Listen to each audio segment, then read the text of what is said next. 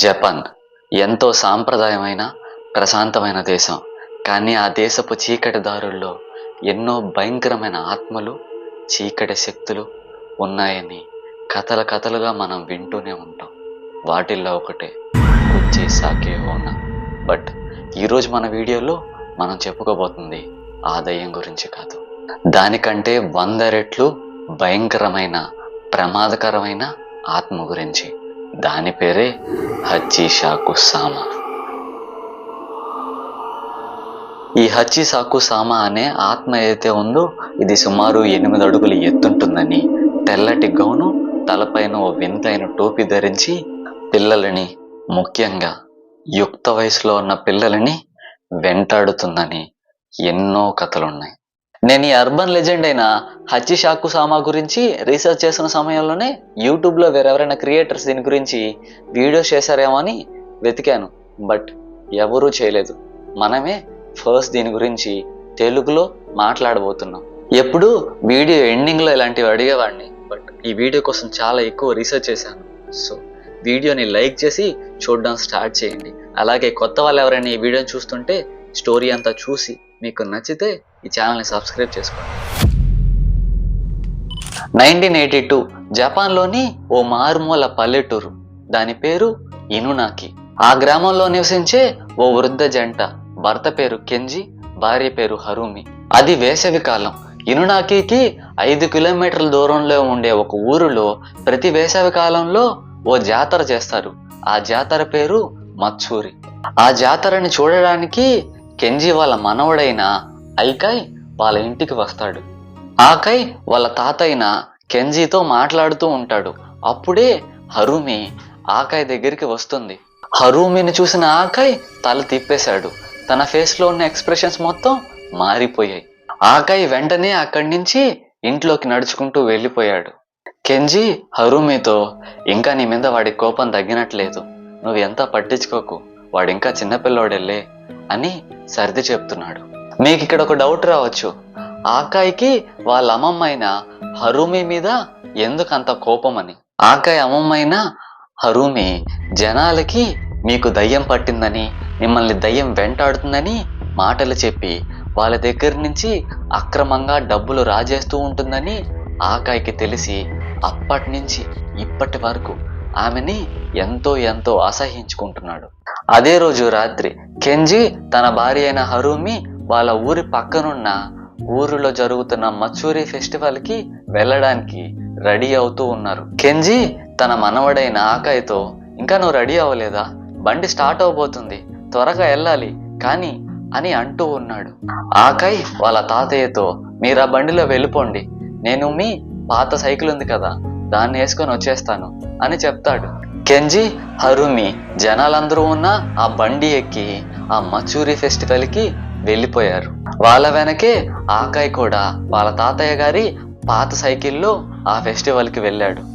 రంగురంగుల లాంతర్లతో వెలుగుతున్న ఆ ప్రదేశం చూడ్డానికి ఎంతో ఆహ్లాదకరంగా ఉంది. ప్రతి ఒక్కరూ వింతైన వస్త్రధారణతో, మోకాలికి విచిత్రమైన మాస్కులతో ఆ డప్పుల శబ్దాలకి డాన్సులు వేస్తూ ఉన్నారు. ఆకాయ్ కూడా వాళ్ళతో కలిసిపోయి ముఖానికి ఒక మాస్క్ ధరించి అందరితో పాటు ఎగురుతూ ఉన్నాడు. అదే సమయంలో ఆకాయ్ ఓ వింత దృశ్యాన్ని చూశాడు. గుంపులో ఒక ఆడ మనిషి మాత్రం చాలా వింతగా ఉంది. అందరూ సుమారు 5 అడుగులు ఎత్తు ఉంటే ఆమె మాత్రం 8 అడుగుల ఎత్తు ఉంది.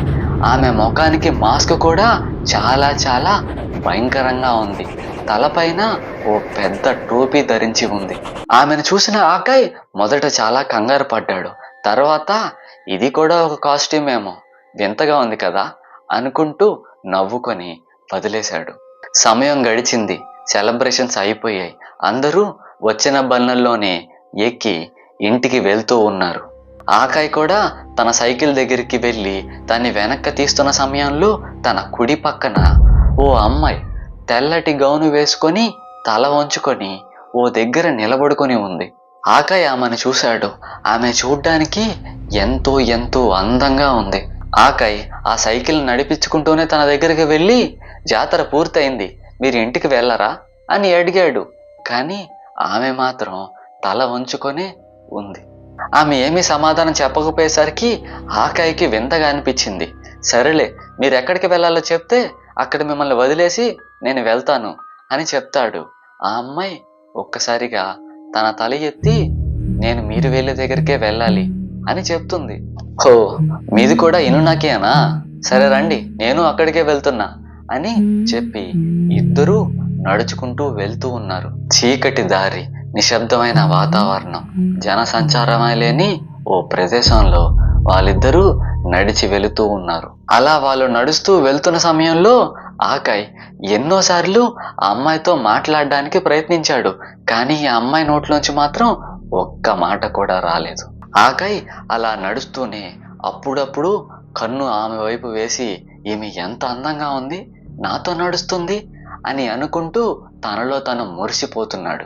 అప్పుడే ఆకాయ్కి తన వెనక నుంచి ఏదో విచిత్రమైన ఓ శబ్దం వినిపిస్తుంది. పో పో పో.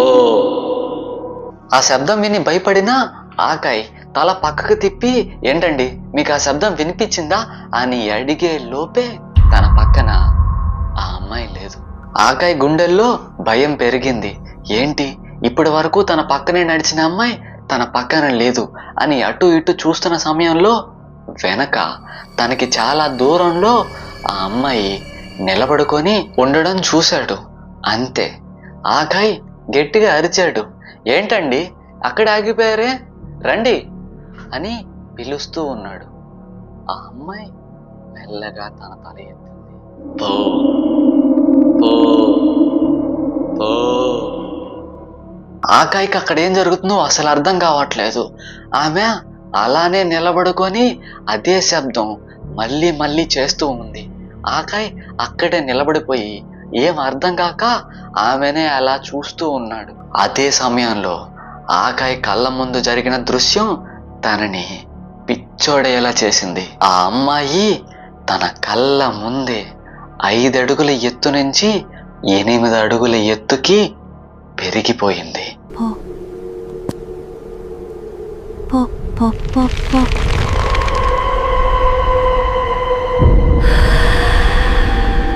ఆ దృశ్యాన్ని చూసిన ఆకాయ్ అక్కడ ఒక్క నిమిషం కూడా ఉండలేదు. సైకిల్ ఎక్కి ఎంతో ఫాస్ట్గా దాన్ని తొక్కడం మొదలుపెట్టాడు. తన ఇంటికి చేరుకున్నాడు. తలుపులు లాక్ వేసుకొని తను ఆయాస పడుతూ ఉన్నాడు. మెల్లగా కిటికీ దగ్గరికి వెళ్ళి ఆ కిటికీ తెరిచి చూస్తే ఇంటి బయట అదే 8 అడుగుల ఆకారం నించొని తన వైపే ఎంతో కోపంగా చూస్తూ ఉంది. దాన్ని చూసిన ఆకాయ్ వెంటనే కిటికీ తలుపులు మూసేశాడు. తన గుండె వేగం ఎంతో ఎంతో పెరిగిపోయింది. ఈ విషయం వాళ్ళ తాతయ్యకి తెలిస్తే భయపడతాడని ఈ విషయాన్ని వాళ్ళకు కూడా తను చెప్పలేదు, తనలోనే దాచేసుకున్నాడు. ఆ సంఘటన తర్వాత ఆకాయ్ జీవితం ఎంతగానో మారిపోయింది. ఎందుకంటే తన ఇంట్లో ఏ మూడు చూసినా ఏ వైపు చూసినా అదే 8 అడుగుల అమ్మాయి తనకు కనిపిస్తూ ఉండేది. రాత్రి అయిందంటే చాలు అదే వింత శబ్దం, పో పో పో అంటూ తనని నిద్ర పోనిచ్చేదే కాదు, ఒకవేళ నిద్రపోతే ఆ నిద్రలో కూడా కళ్ళ రూపంలో అదే 8 అడుగుల అమ్మాయి ఆకారం తనకు కనిపించేది. తన ఈ సంఘటన వల్ల సరిగ్గా తినడం కూడా మానేశాడు. అతని బిహేవియర్ చూసినా తన తాతయ్య అమ్మమ్మ కూడా ఎంతగానో కన్ఫ్యూజన్లోకి వెళ్ళిపోయారు. ఎన్నోసార్లు ఆకాయ్ని నీకు అసలు ఏమైంది, నువ్వెందుకు ఇలా ఉన్నావని అడగడానికి ప్రయత్నించారు. కానీ ఆకాయ్ మాత్రం వాళ్ళకి ఏమీ చెప్పేవాడు కాదు. ఇలా జరుగుతున్న సమయంలోనే ఓ రోజు రాత్రి ఆకాయ్కి రాత్రి నిద్రపోతూ ఉన్న సమయంలోనే బయట నుంచి మళ్ళీ అదే శబ్దం, పో పో పో అంటూ వినిపించింది. ఆకాయ్ మెల్లగా పడుకున్న చోటు నుంచి పైకి లేచాడు. కానీ తన కళ్ళల్లో ఇప్పుడు భయం లేదు. తను ఒక ట్రాన్స్లోకి వెళ్ళిపోయినట్టు తన ముఖం ఉంది. తను నడుచుకుంటూ తలుపు దగ్గరికి వెళ్ళి తలుపుని తన తలతో గట్టిగా కొడుతూ ఉన్నాడు. ఆ శబ్దానికి లేచిన హరుమి ఆకాయ్ని చూసి ఎంతగానో భయపడింది. కెంజీని కూడా లేపి ఆకాయ్ దగ్గరికి తీసుకెళ్ళింది. కెంజీ గట్టిగా ఊపి తన్ని స్పృహలోకి తీసుకొచ్చాడు. అసలు ఏం జరిగింది నీకు? నువ్వెందుకని ఆ తలుపుని నీ తలతో కొడుతున్నావు? ఏమైంది? ఎందుకు అంతలా ఏడుస్తున్నావు అని అడిగారు. ఆకాయ్ వాళ్ళ ఇద్దరితో జరిగిన విషయం మొత్తం చెప్పడం మొదలు పెట్టాడు. ఆ జాతరలో ఓ 8 అడుగుల అమ్మాయిని తను చూశానని, తర్వాత ఓ 5 అడుగుల తెల్లటి గౌను వేసుకున్న అమ్మాయితో తను వచ్చానని, అదే అమ్మాయి 8 అడుగుల ఎత్తుకి పెరిగిపోయిందని, ఆ రోజు నుంచి ఆ అమ్మాయే తనని వెంటాడుతుందని, తనని ఎక్కడికో తీసుకెళ్లాలని తాను ప్రయత్నిస్తుందని మొత్తం అంతా వాళ్ళకి ఎక్స్ప్లెయిన్ చేస్తూ చెప్పాడు. ఆకాయ్ మాటలన్నీ విన్న హరూమికి మొత్తం అర్థమవుతుంది. ఆకాయ్తో నువ్వు చూసింది అమ్మాయిని కాదు, అది హచ్చిషాకు సామా అనే ఓ భయంకరమైన ఆత్మ. ఆత్మ అనే పేరు వినగానే ఆకాయ్ ఎంతో భయాందోళనకు గురయ్యాడు. హరుమి ఆకాయ్తో ఇలా చెప్పడం మొదలుపెట్టింది. ఈ హచ్చిషాకు సామా అనే ఆత్మ అయితే ఉందో ఇది ముఖ్యంగా పిల్లలని, అంతకంటే ముఖ్యంగా యుక్త వయసులో ఉన్న పిల్లల్ని టార్గెట్ చేస్తుంది. అది ఎవరినైతే చూస్తుందో, తనని ఎవరైతే చూస్తారో వాళ్ళని తన టార్గెట్గా ఫిక్స్ అవుతుంది.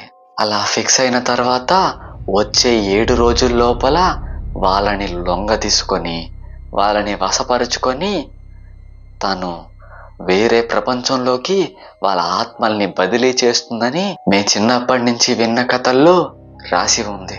నువ్వు ఆ ఆత్మని మొదటిసారి ఎప్పుడు చూశానని చెప్పావు అని హరూమి ఆకాయ్ని అడుగుతుంది. ఆకాయ్ దానికి నేను మొదట ఆమెని మచ్చూరి జాతరలో చూశాను, అంటే సుమారు 6 రోజులు అవుతుంది, రేపే 7వ రోజు అని చెప్తాడు.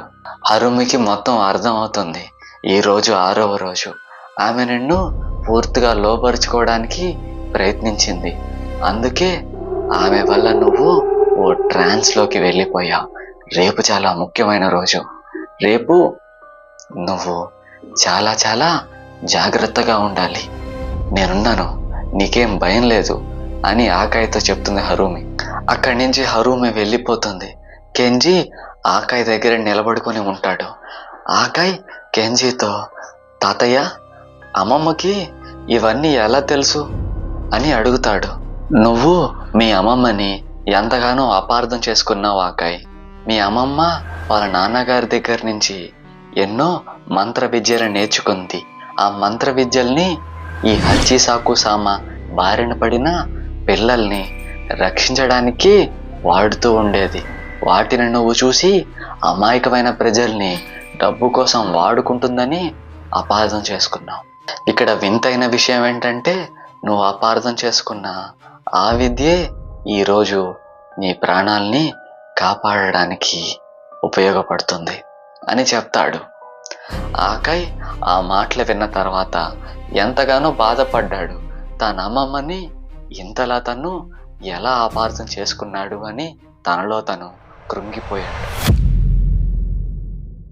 7వ రోజు రాత్రి అమావాస్య. హరుమి ఆ ఇంటి చుట్టూ ఉప్పుని ఓ రక్షణ కవచంలా పోసింది. ఓ చీకటి గదిలో ఆకాయ్ని కూర్చొని పెట్టి తన చేతికి ఓ మంత్రాల పుస్తకాన్ని ఇచ్చింది. ఆ చీకటి గదిలో ఉన్న కిటికీలన్నిటికీ వప్సోడా కాగితాలు, అంటే మంత్రాలని రాసిన కాగితాలని అంటించింది. ఆకాయ్ దగ్గర కూర్చొని, చూడు ఆకాయ్, 7వ రోజు ఎంతో ఎంతో ప్రమాదకరం. ఈరోజు ఆ హచ్చిషాకు సామా అనే ఆత్మ నిన్ను వశం చేసుకోవడానికి, నీ ఆత్మను బదిలీ చేయడానికి ఎంత ప్రమాదకరమైన పనులైనా చేస్తుంది. కానీ నువ్వు మాత్రం ఈ పుస్తకాన్ని పూర్తిగా చదివేంత వరకు ఆపకూడదు. అది నిన్ను దారి మళ్లించడానికి ఎన్నో రకాలైన మాయలు మంత్రాలు కూడా చేస్తుంది. నువ్వు కాని పొరపాటున దాని మాయలోకి లొంగితే నీ ప్రాణాలకి ఎవరు కూడా రక్షణ ఇవ్వలేరు.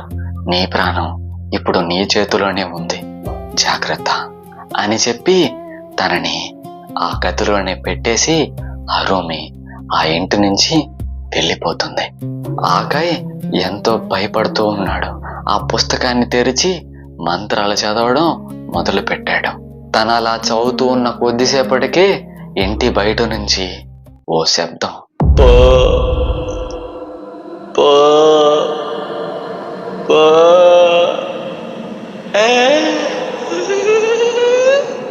ఆ భయంకరమైన శబ్దాన్ని విన్న ఆకాయ్ ఎంతగానో భయపడ్డాడు. అప్పుడే బయట నుంచి తలుపునెవరో గట్టిగా కొడుతున్నట్టు తనకి శబ్దాలు వినిపించాయి. కానీ ఆ శబ్దాలని విననట్టు తను వదిలేసి ఆ మంత్రాల మీదే దృష్టి ఉంచి తను చదువుతూనే ఉన్నాడు. అప్పుడే కిటికీ దగ్గర నుంచి తనకి ఓ పిలుపు వినిపిస్తుంది. అది వాళ్ళ అమ్మగారి గొంతు. బాబు, ఇవన్నీ నువ్వు ఎందుకు పట్టించుకుంటున్నావు? మన ఇంటికి వెళ్ళిపోదారా? మీ అమ్మమ్మ పిచ్చిది, నీకేదో మాయ మాటలు చెప్పి ఇవన్నీ నీ చేత చేయిస్తుంది. మన ఇంటికి వెళ్ళిపోదాం రా ఆకాయ్ అని పిలుస్తుంది. ఆ మాటలు విన్న ఆకాయ్ ఒక్కసారిగా మంత్రాలు చదవడం ఆపేశాడు. మంత్రాలు ఆపేయగానే కిటికీకి కరిపించి ఉన్న ఆ 3 కాగితాలు మెల్లగా ఒకదాని తర్వాత ఒకటి ఊడిపోవడం మొదలుపెట్టాయి. ఆ కిటికీ బయట హచ్చి సాకు సామ ఆత్మ ఎంతో భీకరమైన గొంతుతో వింత నవ్వుతో ఆకాయ్ వైపు చూస్తూ ఉంది. ఆకాయ్ ఆ దృశ్యాన్ని చూసి మళ్ళీ తన తలని ఆ మంత్రాల పుస్తకం వైపు మళ్లించాడు. మంత్రాలని చదువుతూ ఉన్నాడు. అప్పుడే కిటికీ దగ్గర నుంచి మళ్ళీ ఓ పిలుపు. ఈసారి తన అమ్మమ్మైన హరుమి గట్టిగా భయంతో కేకలు పెడుతుంది. తన పీకని ఆ హచ్చి సాకు సామ ఆత్మ గట్టిగా పట్టుకొని పిసికేస్తుంది. హరుమి ఎంతో భయంకరంగా, ఇంకా ఆపే ఆకాయ్, నేను చచ్చిపోయేలా ఉన్నాను, వద్దు ఆపేసి అని చెప్తూ ఆ మంత్రాల పుస్తకాన్ని పక్కన పెట్టేసి కిటికీ దగ్గరికి నడుచుకుంటూ వెళ్ళాడు. తను అలా కిటికీ దగ్గరికి వెళ్ళి నిలబడిన తర్వాత ఆ హచ్చి సాకు సామ చేతిలో ఉన్న తన అమ్మమ్మ హరుమి మాయమైపోయింది. ఆ ఆత్మ ఆకాయ్ వైపు చూస్తూ ఎంతో ఘోరమైన ఓ నవ్వు నవ్వుతూ, నువ్వు నా సొంతం, నా ప్రాణం, నా దగ్గరికి రా. ఆకాయ్కి అక్కడ జరుగుతున్న విషయం మొత్తం అర్థమైంది. తనని ఆ మంత్రాల పుస్తకాన్ని చదవనీయకుండా తనని అడ్డుకోవడానికి ఈ మాయలన్నిటినీ ఆ హచ్చి సాకు సామ ఆత్మే చేస్తుందని తనకి క్లారిటీ వచ్చేసింది.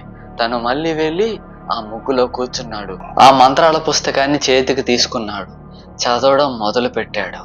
తను అలా చదువుతున్న సమయంలోనే ఆ హచ్చి సాకు సామ ఆత్మ ఎన్నో విధాలుగా ఎన్నో విశ్వ ప్రయత్నాలు చేస్తూ తనని ఆ పుస్తకాన్ని చదవనీయకుండా చేయడానికి ప్రయత్నించింది.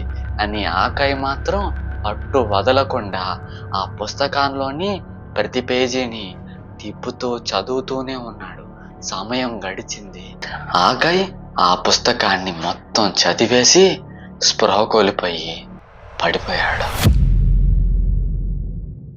మరుసటి రోజు తెల్లవారుజామున హరుమి ఆ ఇంటికి వచ్చారు.